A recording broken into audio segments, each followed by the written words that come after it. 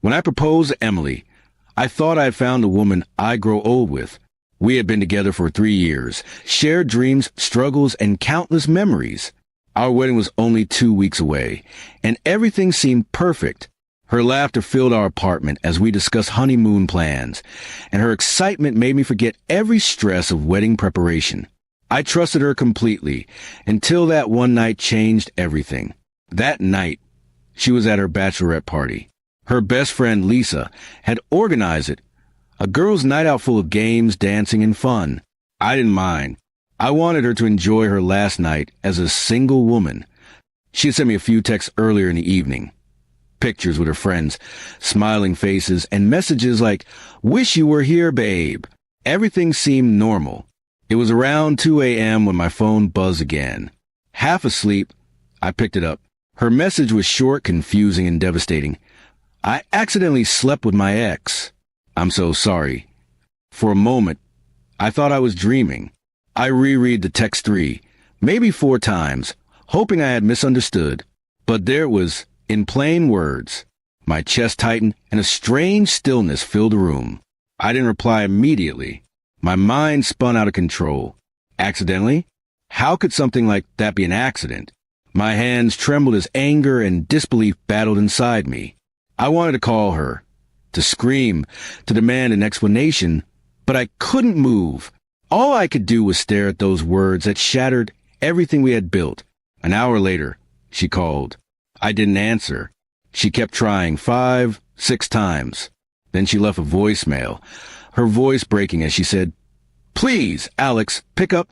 I made a horrible mistake. I don't know what came over me. I drank too much. Please, I love you." But I couldn't listen anymore. I turned off my phone and sat in silence until the sun came up. The next morning, she came to my apartment.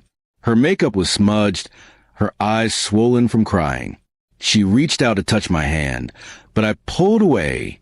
"Please, let me explain," she whispered. I just nodded, not trusting myself to speak. She told me that her ex, Ryan, had shown up unexpectedly at the club. He was friends with Lisa's boyfriend, and somehow ended up joining their group. They drank, danced, and according to her, one thing led to another. She said it just happened, that she didn't mean to, that it was a mistake she'd regret forever. I listened, but every word felt like a knife. I asked her one question. "If you still love me, why didn't you stop yourself?" She didn't answer. She just cried harder. In that silence, I realized something. Love without loyalty meant nothing. I told her to leave. For days after, she kept texting and calling, begging for forgiveness, saying she'd do anything to fix it. Even Lisa texted me, trying to defend her, saying it was just a drunken mistake. But to me, a mistake is spilling a drink, not betraying a person who trusted you with their heart. A week later, I canceled the wedding. I called her parents and my own, explained briefly that it was off. Everyone was shocked, especially her mother, who kept asking me to reconsider. But I couldn't marry someone whose first test of loyalty ended in betrayal. After everything, I went through the motions of returning deposits, canceling venues, and explaining to friends why the wedding was no longer happening. Each conversation felt like reopening a wound, but slowly I began to heal. I learned that heartbreak doesn't destroy you. It teaches you. Months passed, and Emily sent one last message. "I don't expect forgiveness. I just hope you find someone who loves you the way you deserve." For the first time, I didn't feel anger, just peace. Maybe she had finally realized the weight of what she'd lost. Now, when I look back, I don't think about her betrayal as much as I once did.